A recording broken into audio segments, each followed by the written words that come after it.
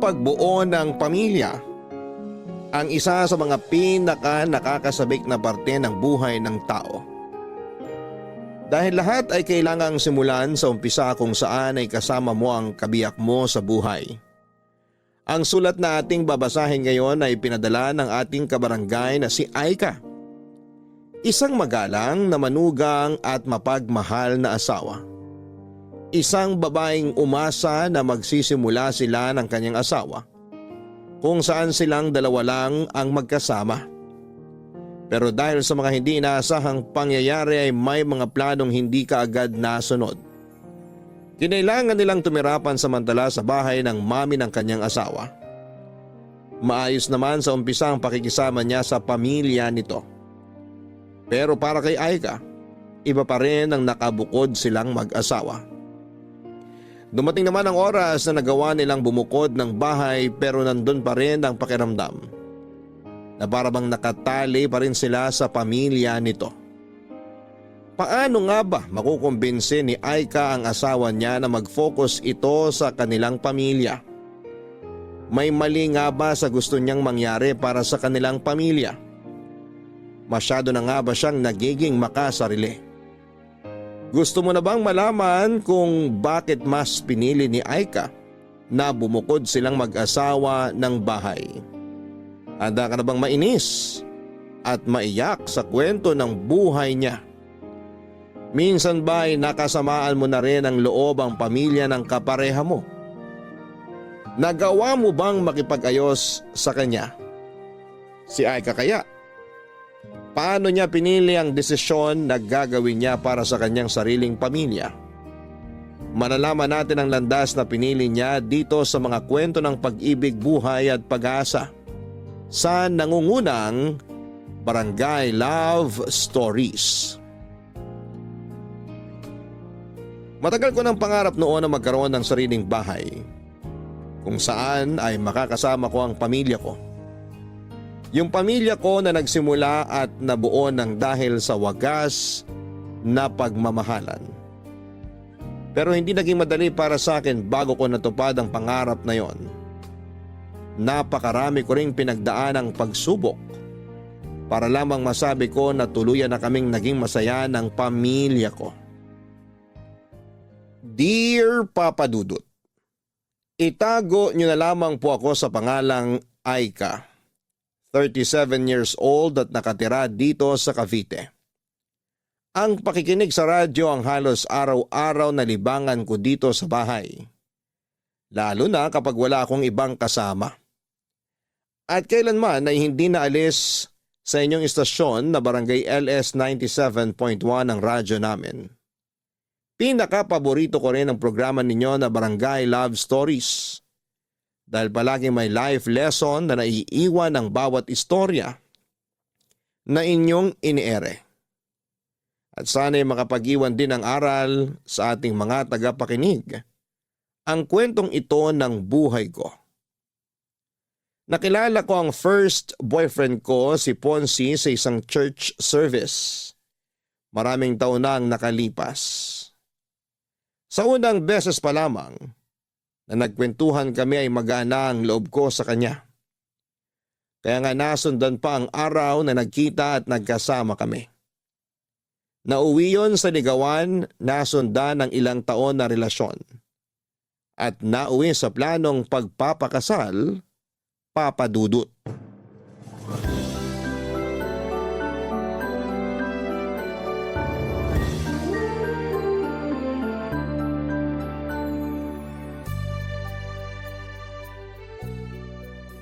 Naayos mo na bang listahan para sa invitation card na ipapaprint natin, mahal?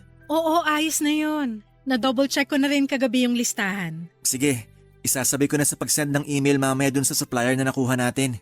Okay. Mahal, tumawag nga pala yung pinsan ko.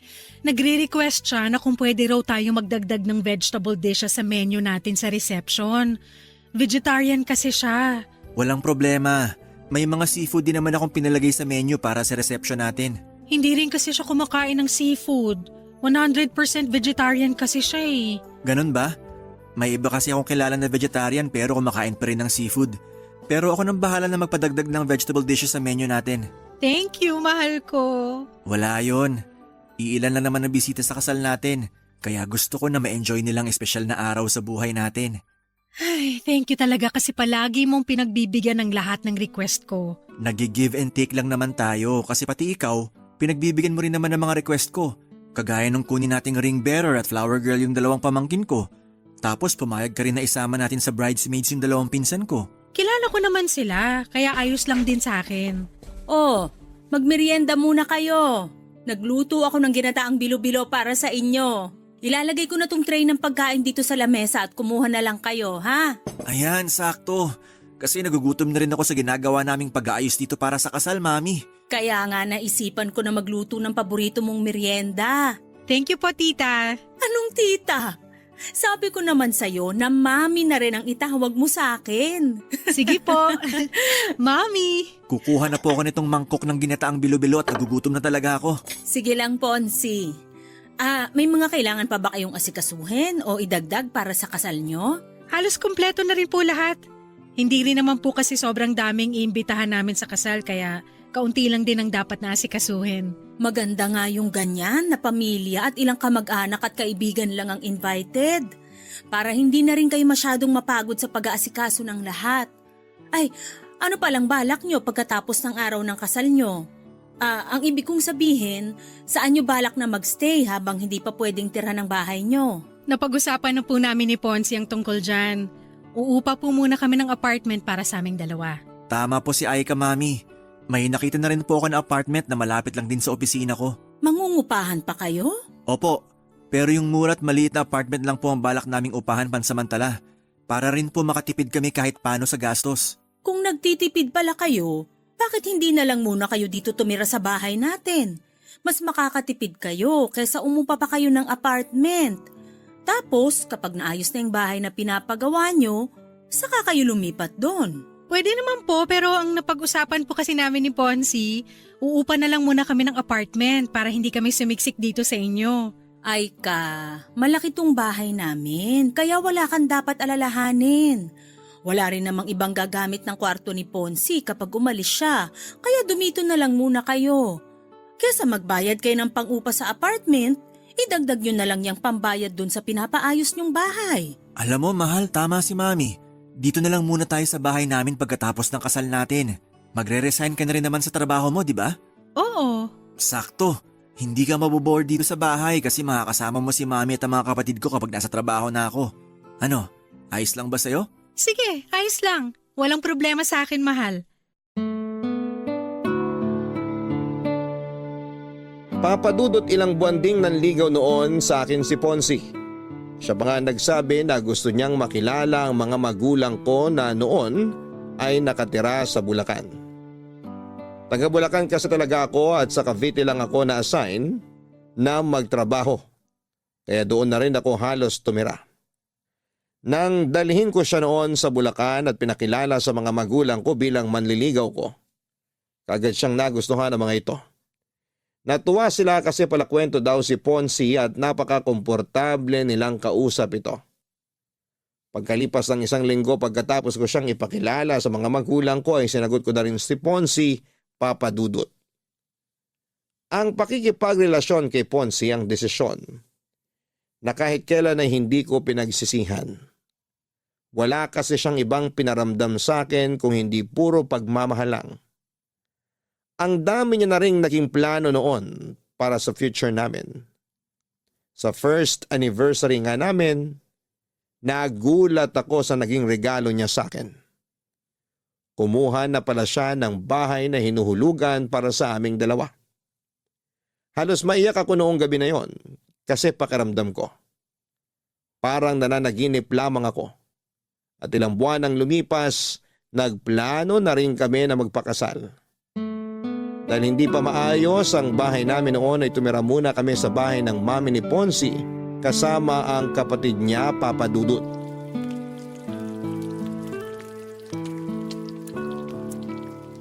Ayan, malapit nang maluto tong piniprito kong itlog. Ang bango naman ng niluluto ng asawa ko. Anong mabango rito? Pritong itlog lang to. Hindi pala yan yung mabangong naaamoy ko. Ikaw pala yun, kaya pala lalo ako nagugutom. Paamoy nga ulit ako sa asawa ko.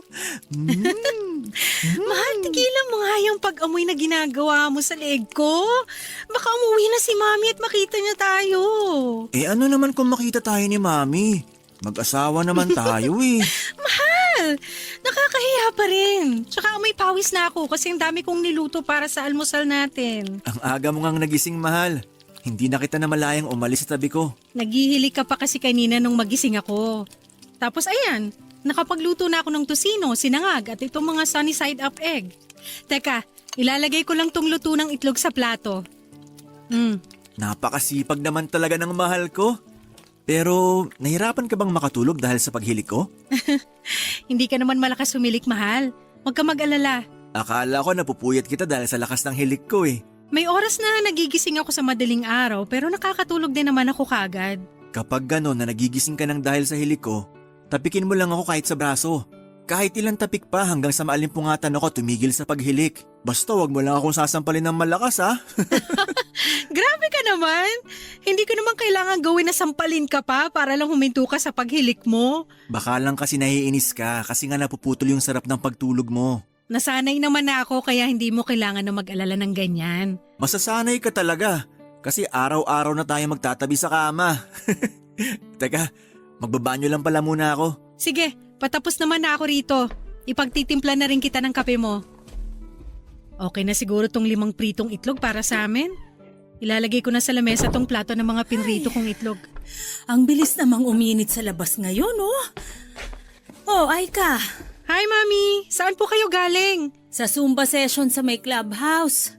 Kapag ganitong araw ng linggo, maaga talaga akong pumupunta doon para magpapawis.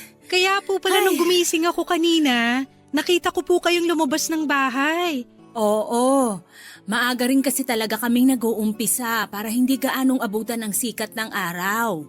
Kung gusto mo, pwede ka ring sumama sa akin doon. Magandang exercise ang Zumba para sa katawan natin. Naku, wala po akong hilig sa mga Zumba o exercise pero sige po. Sasama po ako minsan kapag sinipag ako. Sakto rin po ang uwi niyo kasi katatapos ko lang po magluto ng almusal natin. Naku, hindi pala kita nasabihan tungkol sa almusal ng mga anak ko. Bakit po? May mali po ba sa niluto ko? Ay, yung dalawang nakababatang kapatid kasi ni Ponzi, magkaiba sila ng gustong luto sa itlog. Yung isa, gusto niya na puro egg white lang. Yung bunso ko naman, gusto niya na yung egg yolk lang ang para sa kanya. Kaya kailangan na magkahiwalay ang prito ng egg white sa egg yolk. Since luto na to mga to, hindi po ba pwede na ihiwalay na lang natin yung egg yolk sa egg white? Naku, hindi nila kakainin kapag ganun ang ginawa natin. Pero sige, ako na lang ang magpiprito mamaya ng para sa kanila. Sigurado naman ako na hindi pagising yung mga yon. Kukuha lang ako ng pamalit kong damit para makaligo na rin muna ako.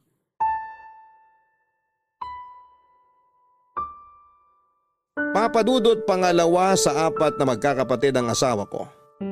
Ang ate niya ay wala na sa bahay dahil may sarili ng pamilya na nakatira sa ibang bansa. Ang 2 mas nakababata niyang kapatid ay nag-aaral pa noon sa kolehiyo. May kayang pamilya ni na Ponzi dahil maraming negosyo ang mami niya.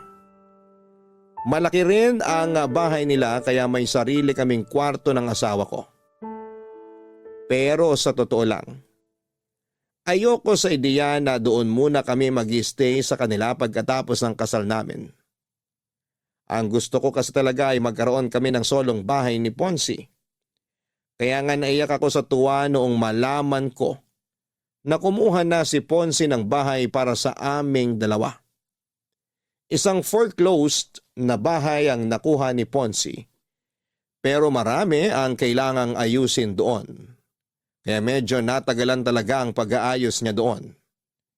Kaya naman wala akong naging choice kung hindi ang pumayag na doon muna tumira pansamantala sa bahay ng mami niya pagkatapos ng kasal namin. Magkasundo naman kami ng mami ni Ponzi, Papa Dudut. Hindi lang talaga ako sanay na maraming kasama sa bahay. Siguro kasi solong anak ako ng mga magulang ko. At nang lumipat ako sa Cavite para magtrabaho ay solo ko rin ang apartment na tinitirhan ko noon. Pero nang tumira ako sa bahay ni Ponce, sobrang nanibago ako, Papa Dudut. Ang dami kasi namin sa bahay at hindi rin ako sanay na may ibang tao na inaasikaso.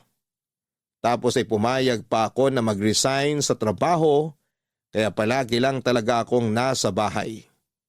Advice din kasi ng OB ko na tutukan ang pag-aalaga sa katawan ko para mabigyan ko na kagad ng anak ang asawa ko. Ang sabi naman ni Ponce, pansamantala lamang yon. Sa oras na maging tuluyan ng maayos na ang sariling bahay namin, lilipat na kami kaagad doon.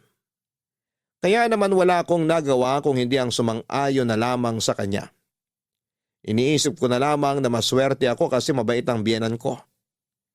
Hindi siya yung kagaya ng mga napapanood ko sa teleserye kung saan ay nagiging kontrabida ang mga biyanan. At ginagawa ko na lang ang lahat ng makakaya ko para pakisamahan lahat ng mga tao sa bahay ni Ponce, Papa Dudut.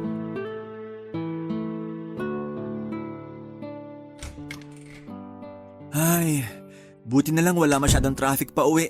Mabuti naman at nakauwi ka na, mahal. Akala ko nga maiipit pa ako sa traffic kasi Friday ngayon. Oo nga, tapos araw din ng sweldo kaya ina-expect ko rin na mas late ka pang makakauwi. Gusto ko na nga matapos ang meeting namin kanina kasi naantok na rin talaga ako. Nagugutom ka ba? Hindi, Sigurado ka? Pwede ko namang iinit yung dinner namin na tinola kanina. busog pa ako. Kasi umorder din ng pizza yung manager namin kanina. Kaya may pagkain kami habang nagmi-meeting. Yun talagang dahilan kung bakit inantok ako. Kasi nabusog ako dun sa pizza. Ay, makahiga nga muna dito sa kama natin. Sandali lang, ikukuha muna kita ng pambahay. Mamaya na. Huwag ka munang umalis dito sa tabi ko. Hindi ka ba muna maliligo o magpapalit ng damit? Mamaya na. Payakap muna ako sa asawa ko. Ito, yayakapin kita ng sobrang higpit.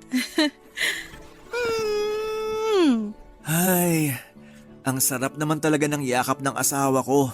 Nakakawala ng pagod. Gusto mo i-massage kita? Mamaya na lang, mahal. Mas gusto ko magpahinga dito sa mga yakap mo. Bakit nga pala gising ka ng ganitong oras?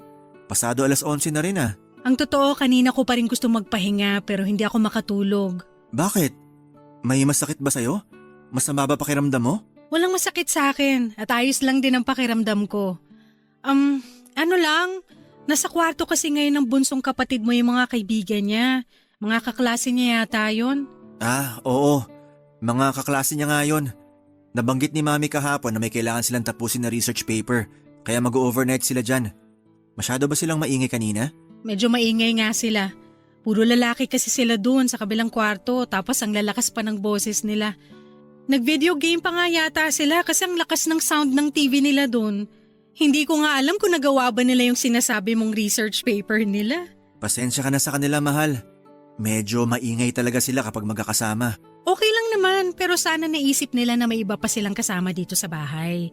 Katabi pa naman natin yung kwarto nila kaya rinig ko talaga yung mga ingay nila. Gusto mo ba nakausapin ko yung kapatid ko bukas? Wag na, hindi naman na kailangan kasi tumahimik naman na sila bago ka dumating.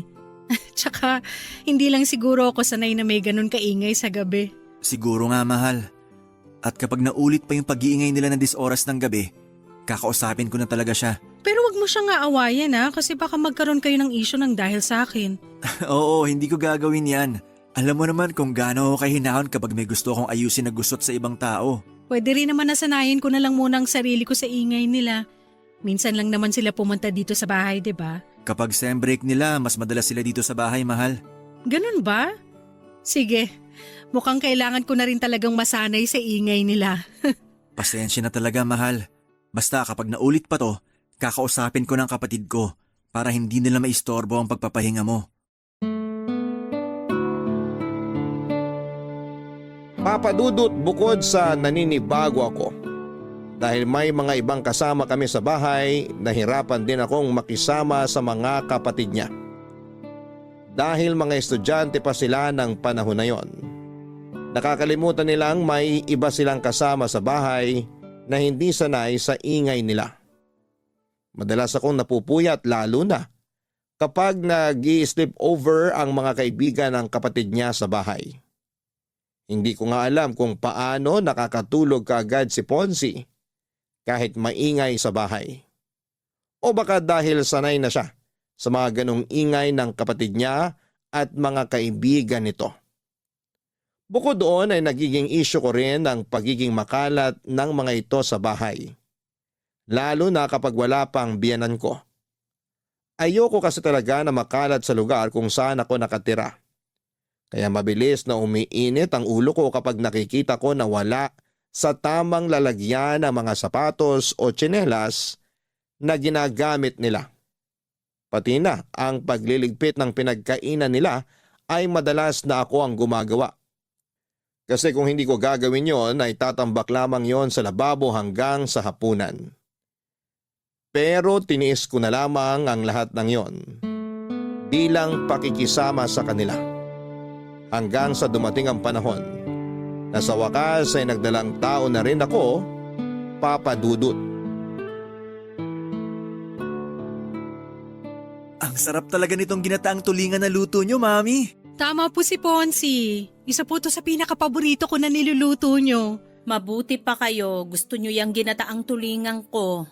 Yung dalawang kapatid kasi ni Ponzi, nag-order pa ng pagkain para doon kainin sa mga kwarto nila. Hindi kasi talaga nila gusto kapag yan ang niluluto ko. Kaya po pala hindi sila sumabay sa atin na maghapunan.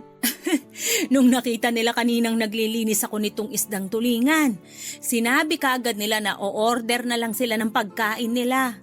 Ang sabi ko nga, ipagpiprito ko na lang sila ng manok pero ayaw din nila. Baka po may iba rin silang trip na kainin sa hapunan, Mami. Mukhang ganun na nga. Nakita ko na burger at fries ang in-order nilang pagkain. Mabubusog po ba sila sa mga in-order nila na pagkain? Ganun talaga ang dalawang yun, mahal. Kapag hindi nila trip ang ulam, matik na burger at fries ang i-order nilang pagkain. Sa kanilang magkakapatid, yung dalawang yun talagang pinakapihikan pagdating sa pagkain. Ayaw nila ng may gata o magulay na pagkain. Madalas ang gusto nila mga inihaw o piniritong karne ng manok at baboy. Di ba ganun din si Daddy? Nakwento niyo po dati? Oo, doon talaga sila sa daddy mo nagmana na hindi rin palakain talaga ng gulay. Buti na lang po mahilig sa gulay si Ponzi. Mabuti na lang at sa akin siya nagmana pagdating sa bagay na yon kahit na hindi ko siya kamuka. Ay, kamusta nga pala yung check-up mo kanina? Maayos naman po, Mami. Wala naman po nakitang problema ang ubigay ni ko sa pagbubuntis ko. Mabuti naman. Ilang buwan na nga uli yan? 5 months na po. 5 months pa lang pala yan. Pero parang masyado ka na yatang malaki, Aika. Po? Ano pong ibig niyong sabihin, Mami? Parang ang bilis mong tumaba. Mukha naman pong sakto lang ang laki ng katawan ni Aika, Mami. Normal din naman daw po ang weight niya, sabi ng doktora niya kanina. Nako, minsan hindi yun basta nakikita sa timbang. Magugulat na lang kayo sa next follow-up check-up niya. Kailangan ng bantayan ng mga pagkain ni Aika.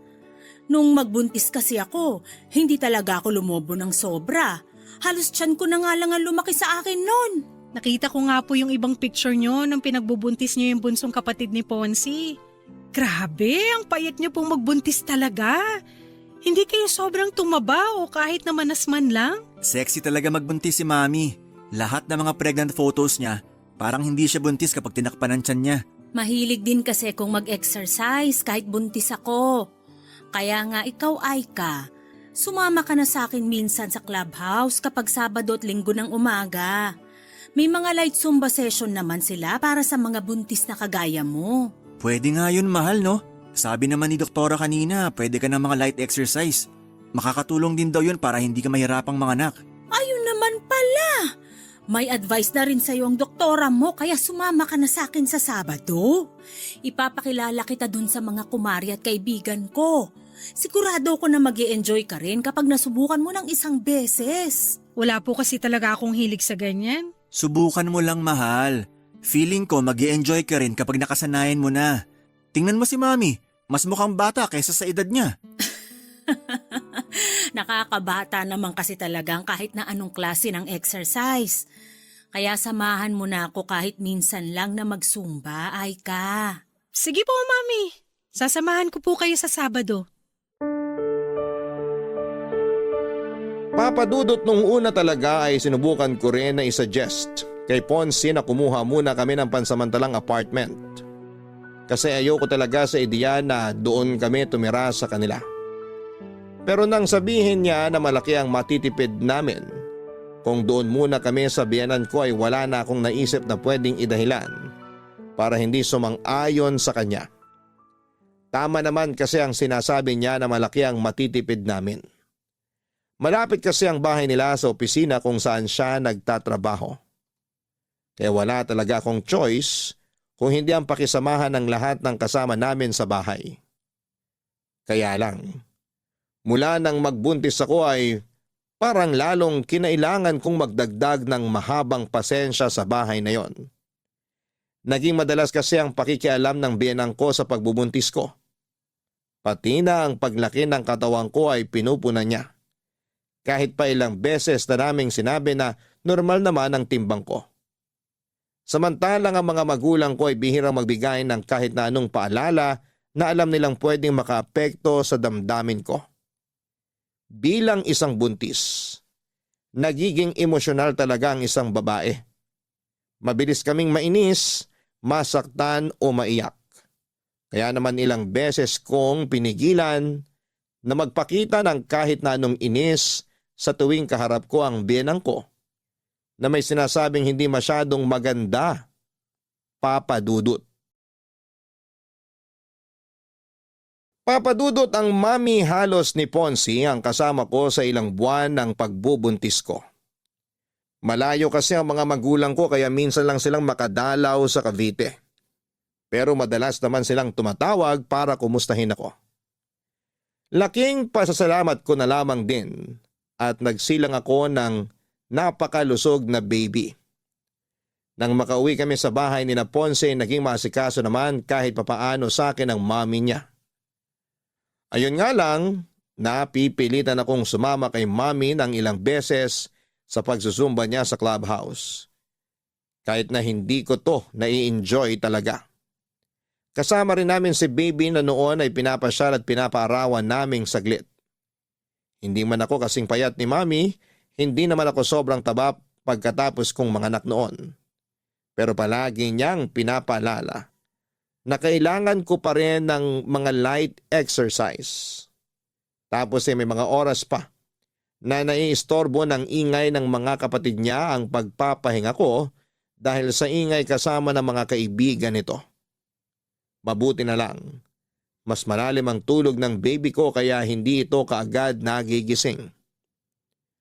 Ang lahat ng pagod na nararamdaman ko noon, kaagad na nawawala kapag hawak ko na ang baby ko. Totoo pala yung sinasabi nila na ang pagkakaroon ng anak ang isa sa mga pinakamasayang bahagi ng buhay ng isang babae. At ilang buwan pa ang lumipas noon. Sa wakas ay nakalipat na kami ni Ponce sa sarili naming bahay, Papa Dudut. Sa wakas, naiayos ko na rin tong sofa dito sa sala. Wala na kaming malaking gamit na naiwan sa labas ng bahay. Pwede na akong maupo at makapagpahinga muna dito. Ay, sumakit ang likod ko kakabuhat ng malalaking gamit namin ah. Mahal, ito na ang kape at banana bread. Magmerienda ka muna. Ilalagay ko na sa lamesa tong merienda natin ha, kumuha ka na lang. Sakto mahal, nagugutom na rin talaga ako. Ang ganda ng pagkakaayos mo ng mga gamit dito sa sala, mahal. Mabuti at nagustuhan mo ang pagkakaayos ko dito. Oo, sakto ang pwesto nitong sofa at yung lamesa dito sa sala. Pati na yung TV stand dyan sa harapan natin. Relaxing ang pwesto ng panonood natin habang nakaupo tayo dito sa sofa. Ang bibigat nga din ng mga gamit na pinaasa ko kanina, lalo na tong sofa. Sabi ko naman sa'yo, huwag muna tayong bumili ng malalaking gamit kanina sa mall.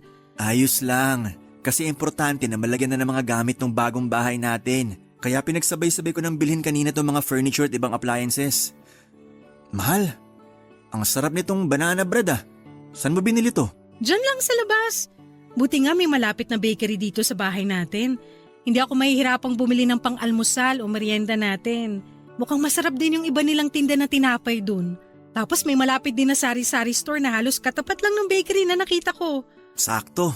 Hindi mo na kailangang pumunta sa malayo para makabili ng mga pagkain. at iba pang kailangan dito sa bahay. Okay na mami kasi, ang layo ng mga tindahan mula sa bahay nila. Kaya hindi ako masyadong nakakalabas noon. Kaya nga kapag nag-grocery si Mami, maramihang supply na talaga ng pagkain at iba pa niyang kailangan ng binibili niya. Ayaw niya rin kasing lumabas-labas ng bahay kasi malayo talagang tindahan dun sa bahay eh.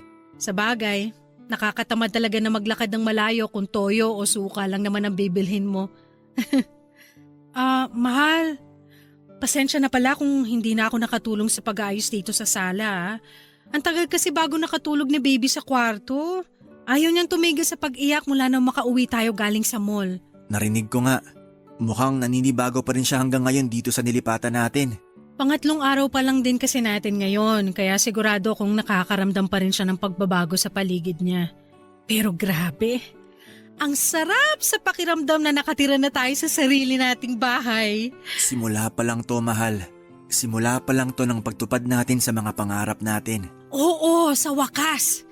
Mas nararamdaman ko nang naaabot natin ang mga plano at pangarap natin. Pasensya na, mahal, kung medyo na-delay ng konti ha. Hindi mo kailangang humingi ng pasensya. Dahil alam ko naman na ginagawa mo ang lahat para sa pamilya na to. Basta babawi ako sa inyo ng anak natin, mahal. Ito na ang totoong simula ng pagtupad ko sa mga pangako ko sa iyo bilang asawa mo.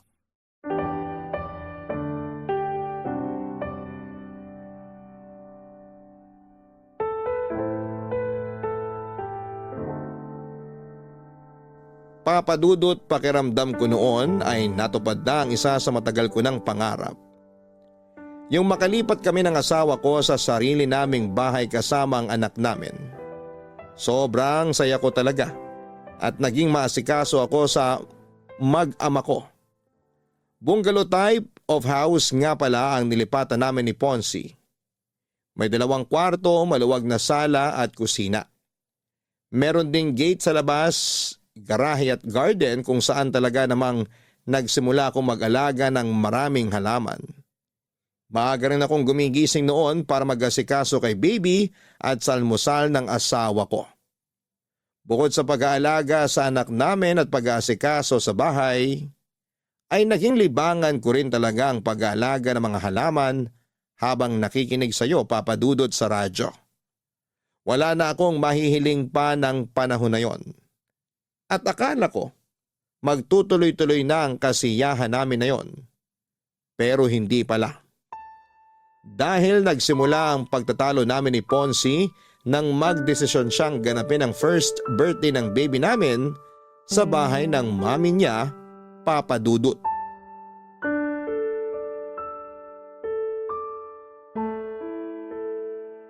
Ang dami namang hugasin dito sa lababo. Makapaghugas nga muna. Mahal? Anong ginagawa mo dito sa kusina? Hindi mo ba nakikita? Maghuhugas ako oh. Oo nga, nakikita ko. Ang ibig kong sabihin, bakit ikaw ang gumagawa niyan? Nakita ko kasi natambak yung mga hugasin dito sa lababo kaya inasikaso ko na. Tsaka hindi naman na ako hahanapin sa sala kasi nandun si baby kasama ang mami mo at ang mama ko.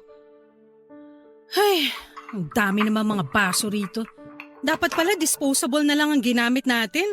Tulungan na nga kita sa pagliligpit mo, mahal. Wag na, kaya ko na to. Sige, ako na lang magpupunas ng mga mababanlawan mo ng baso at plato mamaya.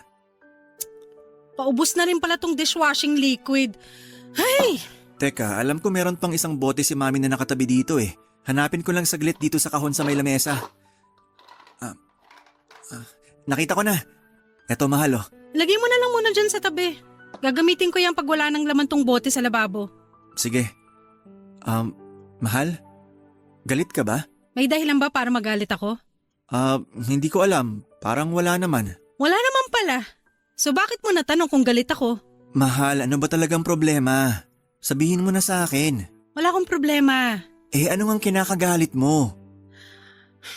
Okay, sige. Hindi ako galit, mahal. Medyo naiinis lang ako.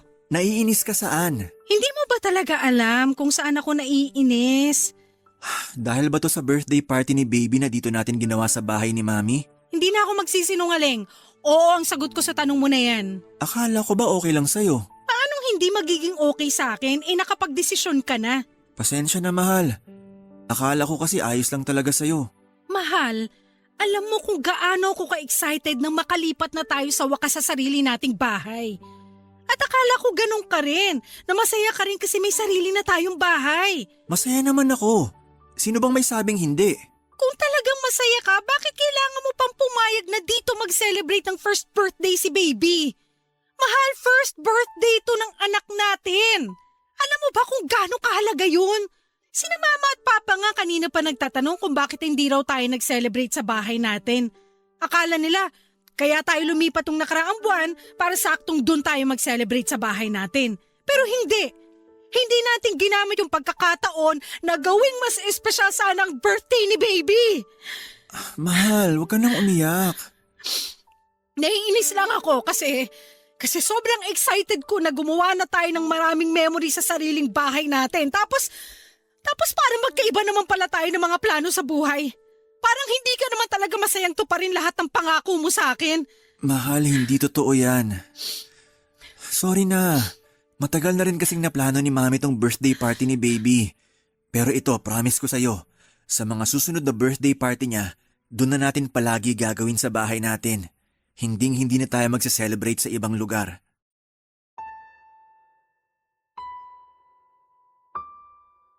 Papadudot, bago pa man sumapit ang first birthday ng baby namin ni Ponzi ay marami na kagad akong naisip na plano noon. Gusto ko na gawing espesyal ang first birthday party ng baby namin. At syempre gusto ko na gawin yon sa bahay namin. Pero 2 linggo bago ang araw na yon, nag-dinner kami sa bahay ng biyenan ko. Nagulat ako nang alokin ni Mami si Ponzi na doon sa bahay niya ganapin ang first birthday party ni baby. Pero mas nagulat ako nang pumayag kaagad si Ponzi sa sinabing yon ng mami niya. Dahil ayoko na magkaroon kami ng isyo ng biyanan ko, sumang-ayon na lang din ako sa sinabi niya kahit sobrang labag sa loob ko.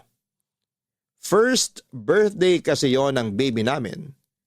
At naniniwala ako na dapat doon yon ganapin sa sariling bahay namin.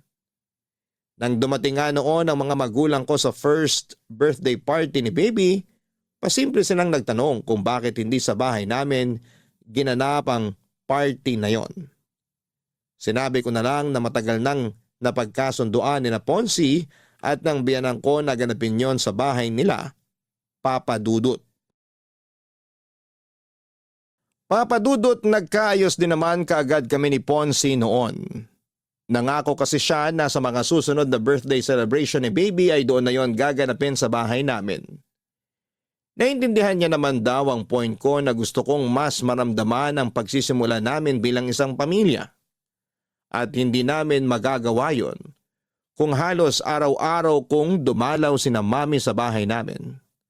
Mabuti na lamang at nabawasan na ang oras ng pagbisita niya nang minsang magkasakit ang bunsong kapatid ni Ponzi na kinailangan itong asikasuhin. Napapansin ko na rin noon na may mali sa asawa ko. Siguro maliit na issue lamang yon pero napapadalas na ang pagtatalo naming dalawa. Ayoko pang aminin noon pero napapansin ko nang may pagkamamas boy si Ponzi. Hirap na hirap siyang tanggihan ang mga request ng mami niya. Hindi naman sa nilalayo ko siya sa pamilya niya. Pero meron na kasi kaming sariling pamilya. Pamilya na dapat ay mas tutukan niya, Papa Dudut. Mukhang mas okay na tong pagkakaayos ko sa Christmas tree namin. Mas naging makulay na siya dahil sa mga dinagdag ko na decoration. Sa wakas natapos din ako maglinis ng kotse sa garahe. Mahal, tignan mo tong Christmas tree natin. May napansin ka ba? Parang naging mas makulay siya. Dinagdagan ko kasi yan ng mga decoration. Naglagay ako ng gold ribbon dito sa may bandang ibaba. Silver snowflakes dito sa gitna. At mga red flashball dito sa bandang itaas. Yung unang pagkakaayos ko nito, puro flashball at maliliit na bell lang ang nakasabit eh. Kaya namili ako ng mga pandagdag na decoration. Kaya pala mas naging buhay ang dating nitong Christmas tree natin. Talaga? Mas gusto mo ba to kaysa sa unang pagkakaayos ko nito ng 1 linggo? Oo, mahal. Mas gusto kong pagkakaayos mo ngayon dyan sa Christmas tree. Ay, mabuti naman. Parang pang-4 na beses ko na yatang inaayos ang mga decoration nito. Napansin ko nga yan. Na palagi kang may napapansin sa mga decoration na nakasabit dyan. Gusto ko kasi na sobrang ganda nito lalo na sa Pasko. Yun din naman ang gusto ko, mahal. Kaya nga sobrang thank you sa effort na ginagawa mo para mas mapaganda pa ang Christmas tree natin. Wala yun. Siyempre excited lang talaga ako na mag-celebrate ng first Christmas kasama si baby. Nabalot ko na nga rin pala yung mga regalo natin para sa ibang inaanak natin. Nandyan na rin sa ilalim ng Christmas tree. Parang ang daming regalo nito ah. Hindi pa nga kumpleto yan kasi may mga regalo pa ako na hindi napabalot. Yung mga regalo natin sa mga pamangkin natin at mga kapatid mo. Mabuti na lang talaga at maaga tayong nakapamili. Ayoko rin kasi talaga nang nakikipagsiksikan sa mga tao sa mall. Kahit alam ko na mas malaki ang discount kapag malapit ng Pasko, hindi pa rin tayo pupunta doon. Mas pipiliin ko pa rin yung araw na makakapamili tayo ng wala masyadong stress. Ay naku, ako rin. Ayoko na masyadong stress kapag namimili tayo lalo na't kasama natin si baby. Naalala ko tuloy nung tuwang-tuwa siya habang nasa mall tayo. Ang dami niya kasing nakikita na bago sa paningin niya. Kaya dalasan natin ng pamamasyal para hindi siya manibago sa tuwing lalabas tayo. Mabuti naman at naisip mo yan. Dahil plano ko na rin sabihin sa'yo yan. O nga pala, bukod sa buttered shrimp, smoked salmon pasta at graham de leche, ano bang request mo na iluto ko para sa Noche Buena natin? Okay na yun, mahal. Ang dami na nga ng mga binanggit mo eh. 3 klaseng pagkain lang yung sinabi ko. Oo, alam ko. Pero hindi mo na kailangan damihan ng iluluto mo. Sigurado kasi ako na marami ring iluluto si Mami para sa Noche Buena. Baka hindi na natin matikman lahat kung dadamihan natin ng dalang pagkain sa bahay niya. Teka, tama ba ang pagkakaintindi ko sa sinabi mo, mahal? Doon tayo magno-Noche Buena sa bahay ni Mami? Oo, mahal. Hindi ko na kasi natanggihan si Mami nang mag-request siya sa akin. Alam ko na dapat first Christmas natin to ngayon dito sa bahay natin. Pero pagbigyan na natin si Mami kasi dito naman natin sa bahay sasalubungin ng bagong taon.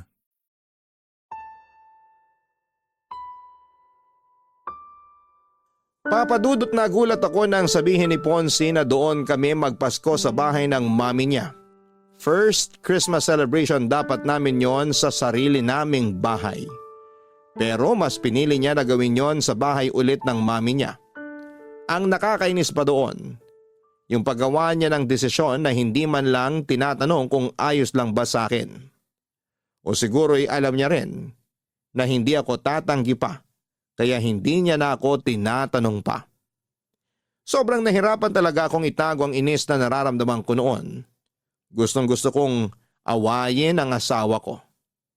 Pero dahil ayoko na dumating ang araw ng Pasko na hindi kami magkasundo ay pinakalma ko na lamang ang sarili ko. Kahit paano ay kumalma naman ako nang mangako siya sa akin na dito kami sa sarili naming bahay magse-celebrate ng bagong taon. Tinupad naman ni Ponce ang pangako niya na yon sa akin pero ang hindi ko inaasahan noon. Kasama naming sasalubungin ng bagong taon ang mami at mga kapatid niya sa bahay namin, Papa Dudut.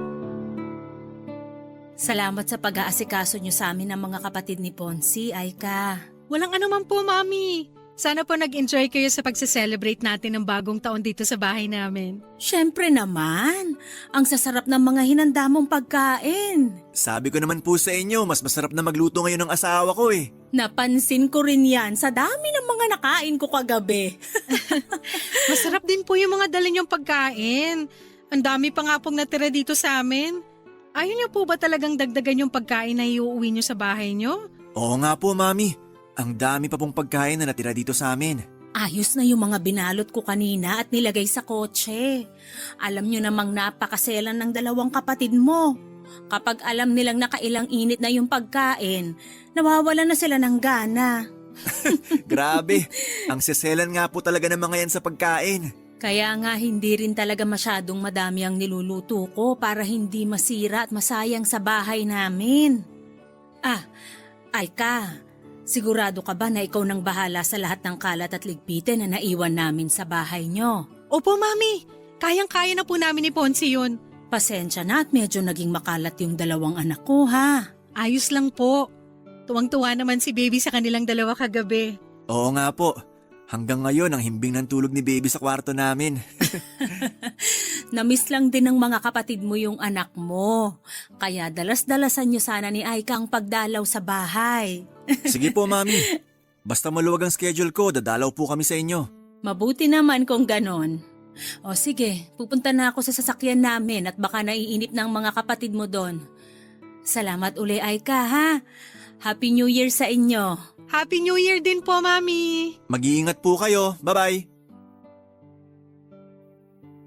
Ako na magsasara nitong gate. Sige, mauna na akong pumasok sa loob ng bahay.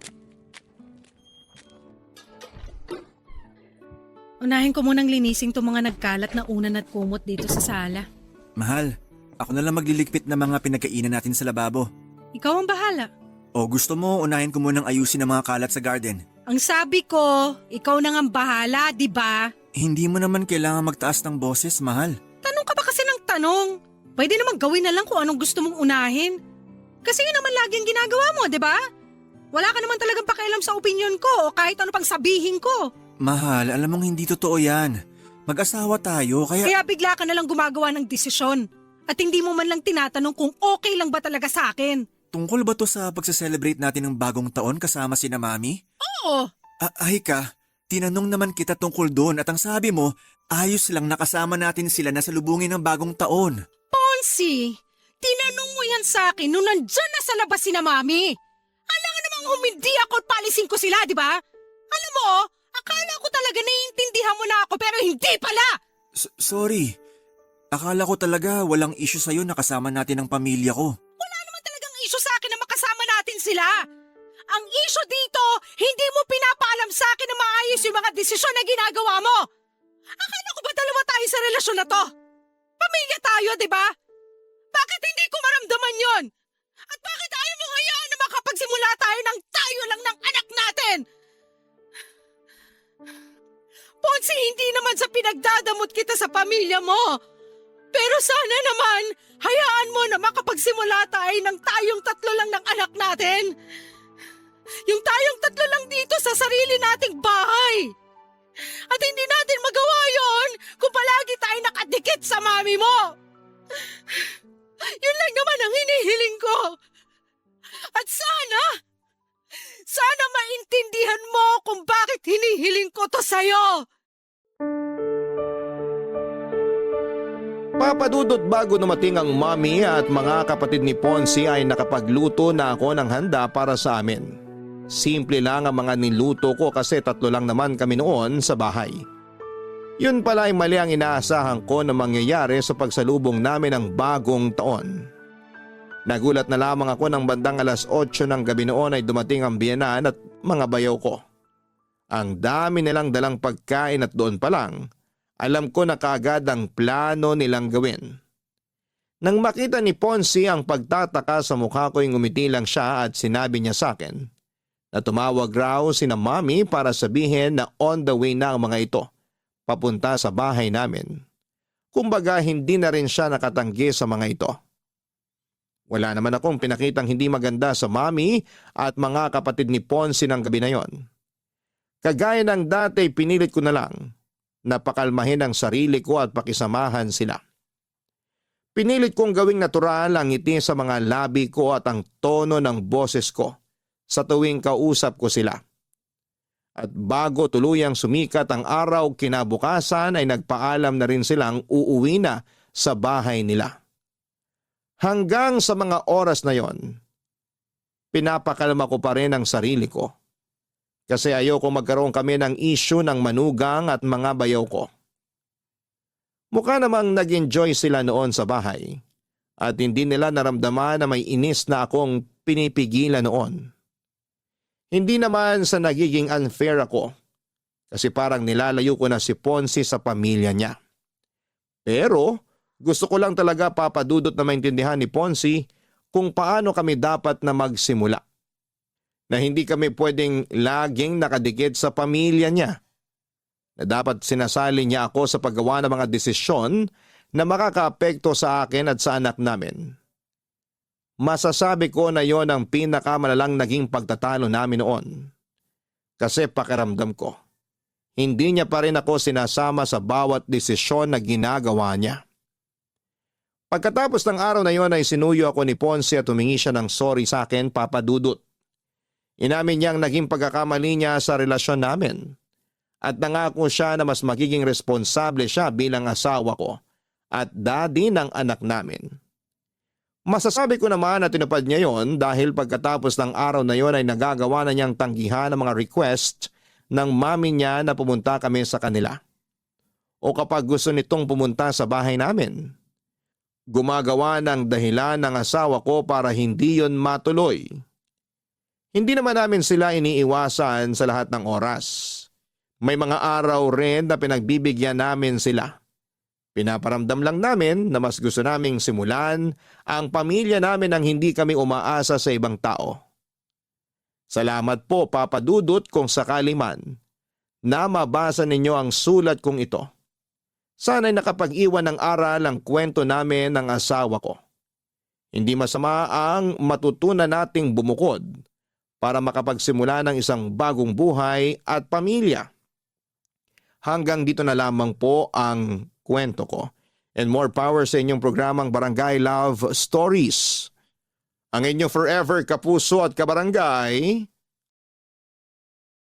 Aika.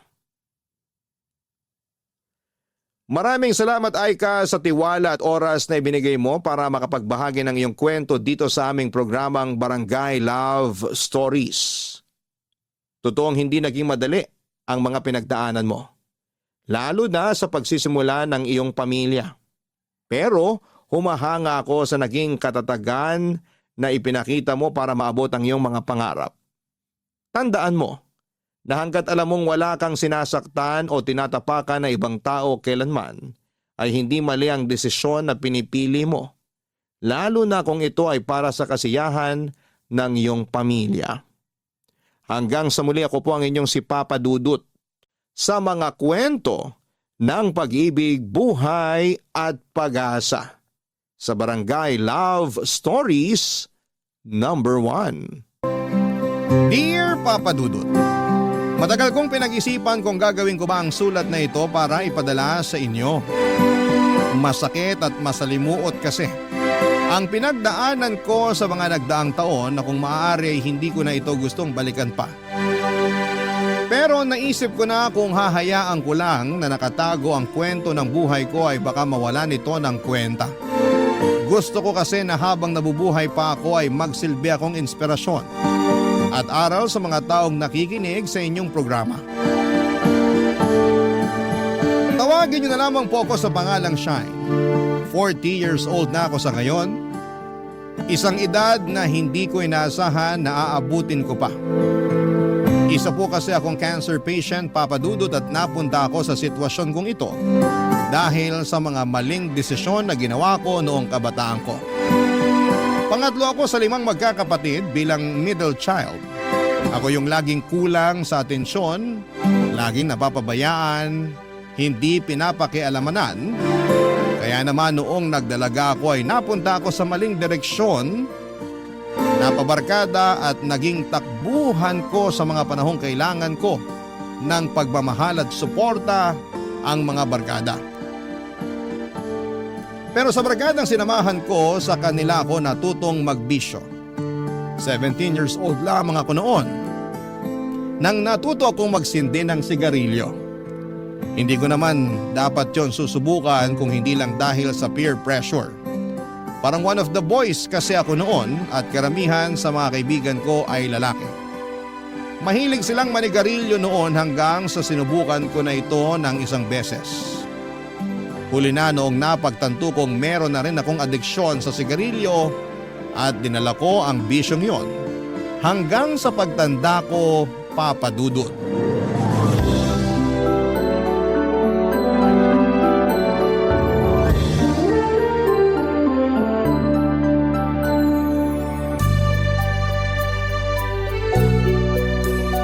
Ma! Mama! Kain na po tayo! Punta na kayo rito sa kusina! Nak, ang bango naman ang niluluto mo. Ano yan? Ano pa nga ba? Eh di paborito nyo po. Wow, tinolang manok na pagkarami-raming sayote. Opo, ma. Ay, teka. Ipaghihila ko po kayo ng upuan. Ayan. Upo na po kayo, ma. Salamat, Nak. Ikaw din umupo ka na para makakain na tayo. Mukha pa namang masarap tong niluto mo, oh. Hindi lang po yan mukhang masarap. Kasi masarap talaga yan. Niluto ko po yan ng may pagmamahal. O sige, sabi mo eh. Huhusgahan ko.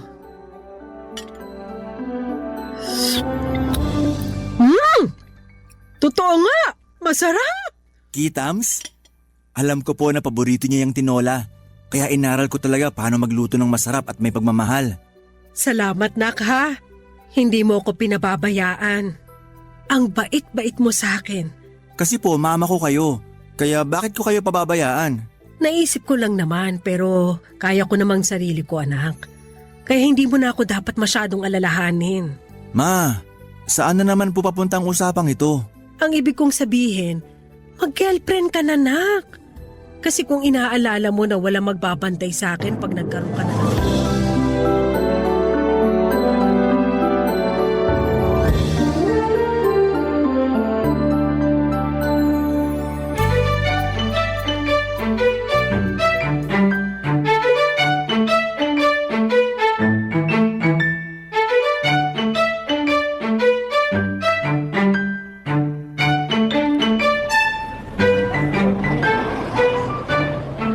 Tagal naman na magsusundo sa atin. Ano ba kasing oras sinabi mo? 8:00, Sunday ngayon kaya wag niya idahilang traffic. Mag-antay ka na lang. 10 minutes late pa lang naman yung tao eh. Ay nako, kaya ayaw na ayaw ko sa mga taong late eh. Mona, dito ka nga muna saglit. Bakit? Purong ka dito. Aray, sandali. Wag mo naman akong hilahin. Ano ba ginagawa mo?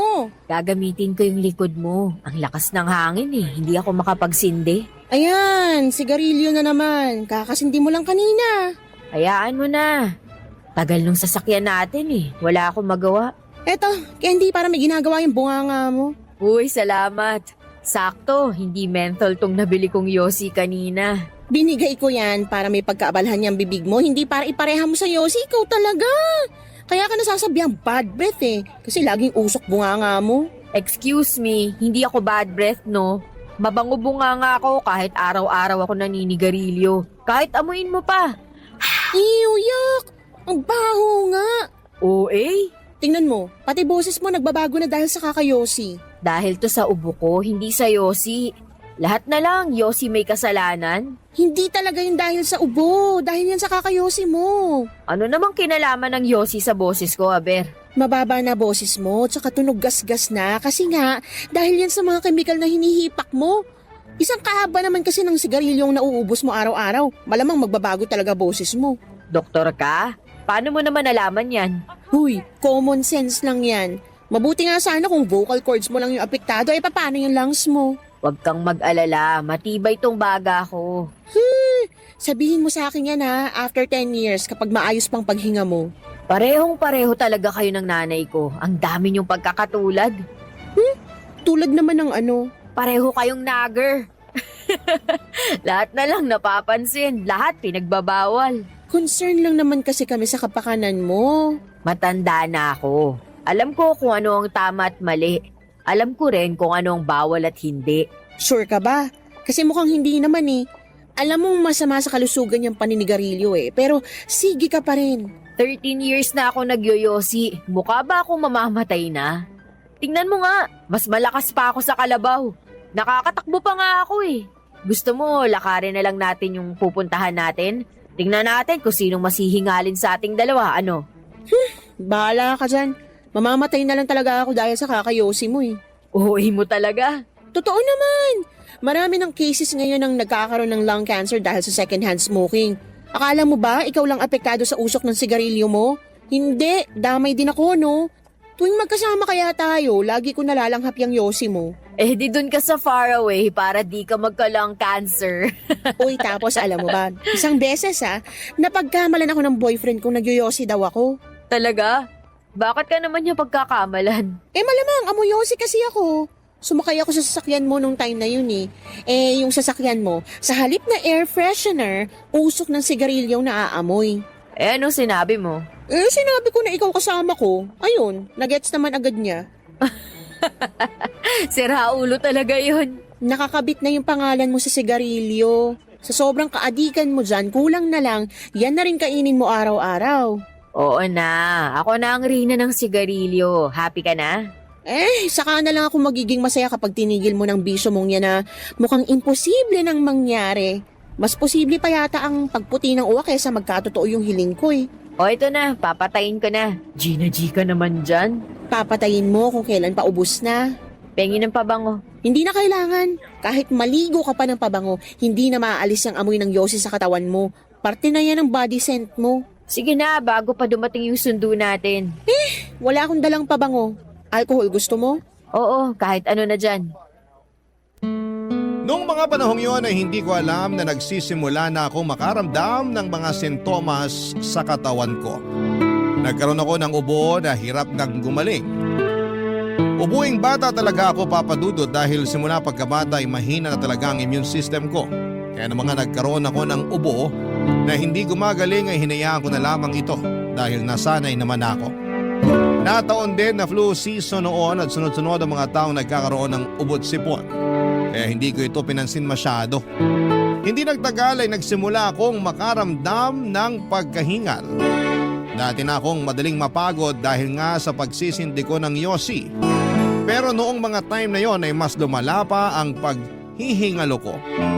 Minsan kahit nakahiga at nagpapahinga ay para akong tumatakbo ng ilang kilometro sa bilis ng paghahabol ko ng hininga ko. Ganun pa man ay hindi pa rin yun naging rason para magkaroon ako ng pagkabahala. Nagpatuloy ako sa buhay at nagpatuloy pa rin ang pagiging chain smoker ko.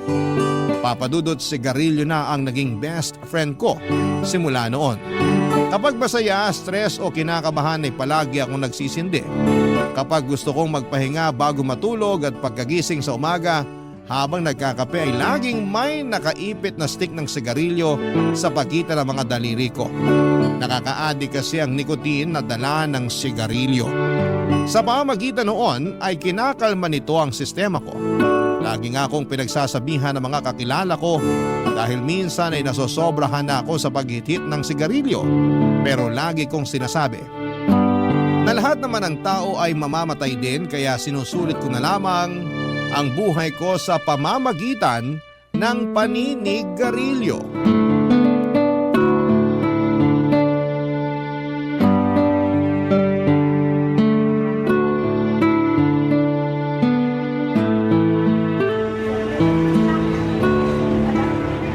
Tapos mo na ba yan? Kung ayaw mo na, ako na uubo sa ulam mo. Tapos na. Kainin mo na, sayang. Okay, salamat. Hanggang ngayon, inuubo ka pa rin? Taglamig eh. Alam mo namang sakitin ako kapag ganitong malamig ang panahon. Matagal na yan ah.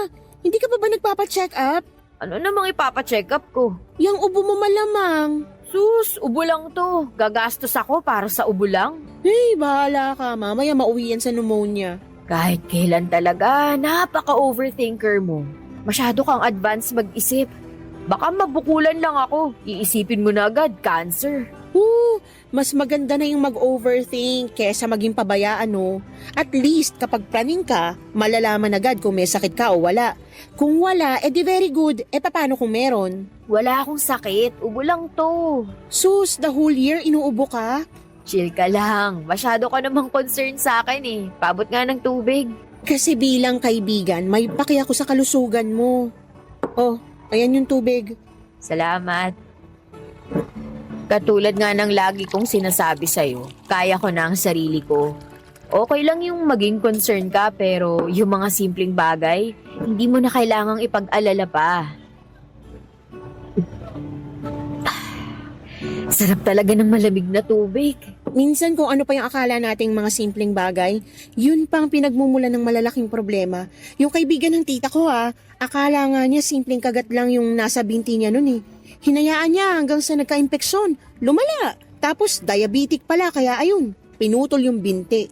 Iba naman kasi yun, pabaya yung tao eh. Yang ginagawa mo, hindi pagpapabaya? Hindi, umiinom naman ako ng gamot eh. Hala, sige, Yossi. Kakatapos ng kumain, Yossi agad. Dessert ko to. Hindi mo ba alam na masarap magyosi kapag busog? Bawal magyosi rito. Matagal na akong kumakain sa karinderyang to. Pwedeng magyosi dito. Inuubo ka na nga, magyosi ka pa. Ilang taon na ba tayong magkaibigan? Hindi ka pa ba sanay sa akin? Ay, hindi ka pa ba nagsasawa dyan? Wala namang mabuting dulot yung paninigarilyo mo eh. Maraming dulot to para sa akin. Palibasa, hindi mo gets kasi hindi ka naman nagsisindi. Hindi ko kailangan magsindi niyan. Mabubuhay ako kahit hindi ako nagyoyosi. Pwes ako, hindi. Amin na nga yan. Mona, bakit mo kinuha yung yosi ko? Amin na. Itigil mo na to. Masama to para sa baga mo. Ayan. Alam mo ba kung magkano yung yosing sinayang mo? 7 pesos din yun. Alam mo naman palang nagsasayang ka lang ng pera, ba't yosi ka pa ng yosi? Alam mo, yung pagiging pakailamero mo minsan sumusobra na. Ako pa yung masama ngayon, concern lang naman. Concern mo mukha mo. Alam mo namang yosi na lang yung isang bagay na pinagkakagastusan ko, pakikialaman mo pa ako? Yung pagiging gastador mo sa mga branded na damit at bag, pinakikialaman ko ba? Hindi naman, 'di ba? Oh, ba't ka galit? Nakakainis ka eh. Magkaibigan tayo, oo. Pero may boundary yun. Hindi porket best friend na kita, may karapatan ka nang gawin yung ginawa mo. Sorry ha, kung gusto ko lang namang mapahaba yung buhay mo. Sorry kung ayaw kong makita kang pinapatay mong sarili mo. Hindi naman nakakamatay ang isang stick eh. Hindi nga. Pero kung pinagsama-sama mo lahat ng stick ng sigarilyong nahit-hit mo, daig mo pang nag-iipon ng tali para magpatiwakal. Gusto mo na bang mamatay ng maaga? Eh di mamatay na ako mamatay. Bakalis na nga. Teka, saan ka pupunta? Shine! Bibili ng yosi. Sandali! Hintayin mo ako! Hindi ko naman sinasadyang awayin si Mona noong mga time na yon, Papa Dudut. Alam kong concern lamang siya sa kalusugan ko. Kaya lang ako nainis at nagalit sa kanya ay dahil alam kong may katotohanan ang mga sinabi niya sa akin. Nag-away man ay nagpatuloy pa rin naman ang pagkakaibigan namin. Lagi pa rin niya akong sinusuway sa paninigarilyo ko. Pero wala rin naman siyang nagagawa dahil hindi ko rin naman siya sinusunod.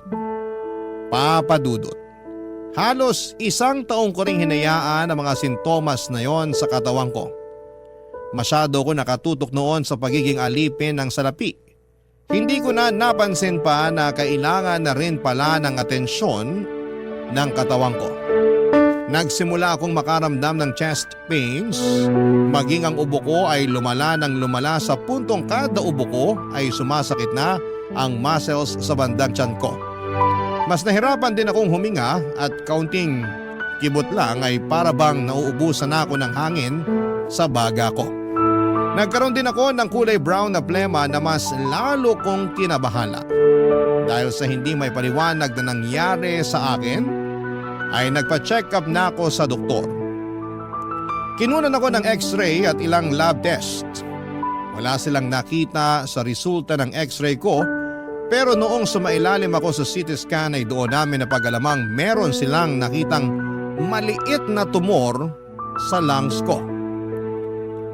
Doon na kinumpirma ng doktor na meron akong stage 1 lung cancer. Papa Dudut.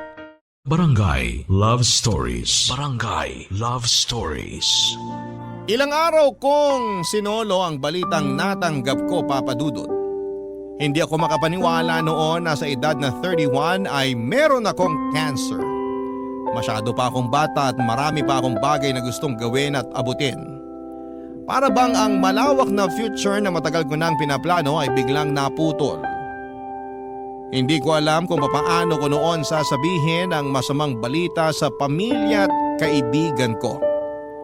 Nahihiya akong tanggapin ang katotohanan dahil alam kong kasalanan ko rin naman ang mga nangyari. Ginawa kong kakampi sa buhay ang sigarilyo kahit na alam kong traidor ito. Usually kahit kapag ganoong meron akong pinagdadaanan, yosi po ang unang bagay na hinahanap ko.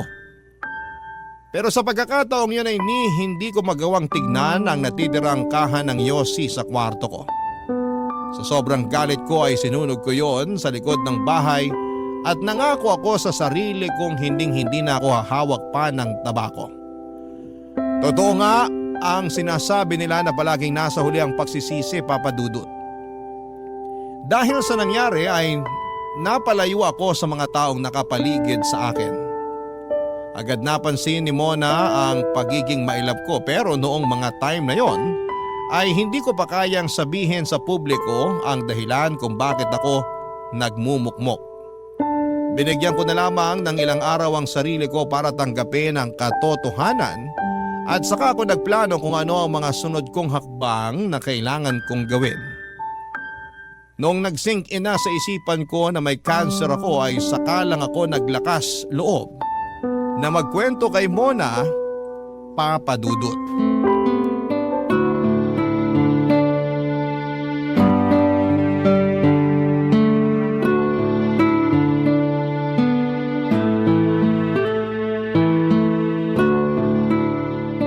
Eto, Juice. Magmerienda ka muna. Salamat. Anong meron? Ba't bigla ka namang nakaalalang bumisita rito sa bahay? Wala. Namiss lang kita. Asus, uutang ka no? Hindi ako uutang. Gusto lang talaga kitang makita. Kakalabas lang natin last weekend, miss mo na ako agad. Oo, sobra. Hoy, ikaw ba talaga si Shine? Ngayon lang kita nakitang naging ganito ah. Anong meron? Kabilugan ba ng buwan ngayon? Bakit bigla-bigla ka na lang nagiging sentimental? Sa tagal ng pagsasama natin, never mo pang inadmit sa akin na namimiss mo ko. Anong meron? Yung totoo. May natanggap akong balita nitong linggo lang. Anong klaseng balita? Galing ako sa ospital. Nagpa-check up na ako. Sinunod ko na yung gusto mong mangyari. O tapos, ano yung findings? May cancer ako. Ano? Cancer? Anong klaseng cancer? Hulaan mo kung ano. Huwag mong sabihing lung cancer. Tumpak, tama. Lung cancer nga. Alam ko sasabihin mo. Ito na pala ako sa kakayosi ko. Hindi! Ba't ko naman sasabihin yun? Oo, malakas kang magsigarilyo pero hindi ko naman gustong magkaroon ka ng ganitong klaseng sakit, no? Hindi ako matutuwa na sa ganito humantong ang lahat. Okay lang din naman kahit sabihin mo sa akin yun. Deserve ko naman. Hindi ako nakinig sa mga payo mo. Hindi ko sinunod yung mga paalala mo na itigil ko na tong bisyo ko. Heto ako ngayon, may tumor na sa baga. Gaano kalala? Maliit lang daw. Stage 1 yung cancer kaya pwede pang labanan. Ay, mabuti naman. So anong gagawin mo? Anong sinabi ng doktor? Paano yan magagamot? Sandali, isa-isa lang. Curable naman daw tong sakit ko. Talaga? Oo, ang sabi ng doktor ko, pwede ako magpakimo para lumiit yung tumor pero mas maganda raw na operahan na lang agad para mawala na totally yung bukol. So, magpapa-opera ka? Kung gusto ko pang mabuhay, oo, magpapa-opera ako. May schedule na ba? Kailan ka magpapa-opera? Wala pang date eh. May ilang tests pang chinecheck yung doktor ko. Pero sabi niya, as soon as possible daw. Eh, dapat. Operahan na yan agad. Baka kumalat pa. Ay, mabuti na lang. Nakita nyo to ng mas maaga. Sabi ko kasi sa'yo noon magpa-check up ka na. Hindi na kasi normal yung ubo nun. Sana nga, hindi na lang ako nagpa-check eh. Para tuloy biglang nataningan yung buhay ko. Last week lang, ang saya-saya ko. Ang dami kong plano. Tapos ngayon, parang binagsakan ako ng mabigat na bato. Ano ka ba? Mas mabuti nga yung nalaman mo agad ngayon kaysa nalaman mo kung kailan huli na ang lahat. Ay, grabe bumawi ang mundo, no? Hindi ko inalagaan ng maayos tong sarili ko kaya ganito yung nangyari eh. Grabe man ang palang kapalaran. Ganito yung nangyari kasi kailangan mo pang mabuhay ng mas matagal. Maaga mong nalaman ng lahat kasi siguro hindi mo pa talaga time. Kumbaga, binigyan ka ng second chance para baguhin ang mga mali, para ayusin ang lahat. Yun ay kung magiging successful ang operasyon. Sabi mo nga, maliit lang yung tumor kaya tiwala ako na kayang-kaya yung tanggalin ng mga doktor. Basta pagkatapos niya na, please lang, tumigil ka na sa paninigarilyo. Hindi na nga ako makatingin sa anumang yosi ngayon eh. Kapag nakakakita ko ng naninigarilyo, naninikip yung dibdib ko. Parang gusto kong sugurin yung tao para pigilan, pagsabihan na kung ayaw niyang matulad sa akin, itigil na niya ang paghit-hit. Eh, ba't hindi mo ginawa? Okay ka lang? Mamaya, bugbugin pa ako. Sabihan pa akong baliw. Alam mo naman kung gaano katigas ang ulo ng mga mahilig magbisyo eh. Ako na nga lang, hindi mo naman napigilan.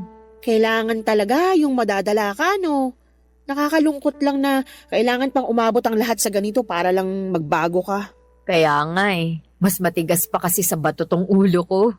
Pero alam kong kaya mo tong labanan. Matapang ka eh. Araw-araw kitang ipagpapadalangin. Salamat.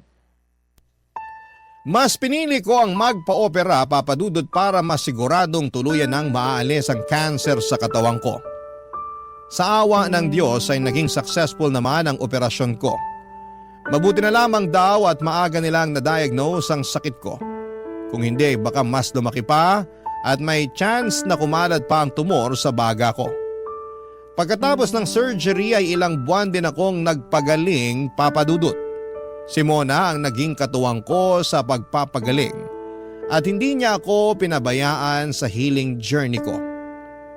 Nung makabalik ako sa dati ay doon ko lang sinimulan ang magbagong lifestyle, Papa Dudut. Nagsilbing eye-opener para sa akin ang mga nangyari. Para bang tinapik ako ng Panginoon at sinabihang kailangan ko nang baguhin ang pamumuhay ko kaya iyon ang ginawa ko.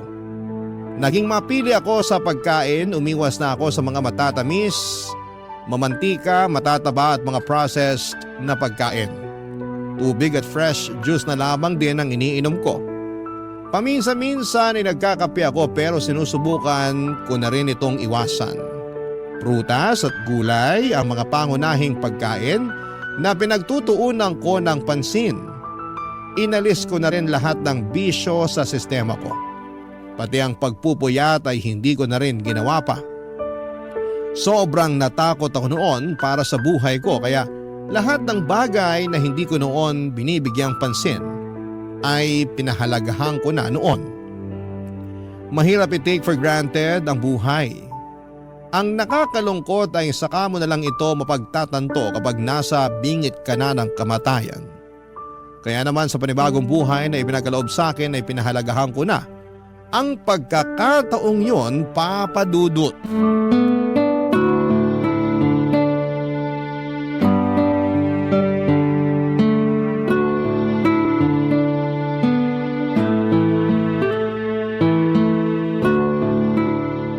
Oh, cheers! Cheers for more healthy years.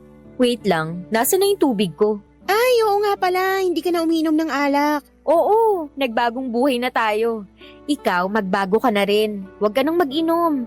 Baka mamaya, ikaw sumunod na magkasakit dyan. Huy, wag naman sana. Tsaka, occasional drinker lang naman ako. Iinom lang ako kapag may importanteng okasyon. Heto pala yung tubig ko. Game, cheers! Cheers! I-celebrate natin tong araw na to dahil 1 taong ka ng cancer-free. Congratulations! Salamat. Celebration din to ng bagong lifestyle ko.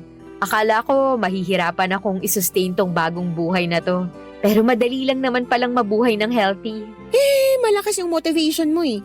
Kung ayaw mong maulit yung nangyari sa'yo, talagang pipinitin mong magbago. Sadyang eye-opener lang talaga yung nangyari sa akin.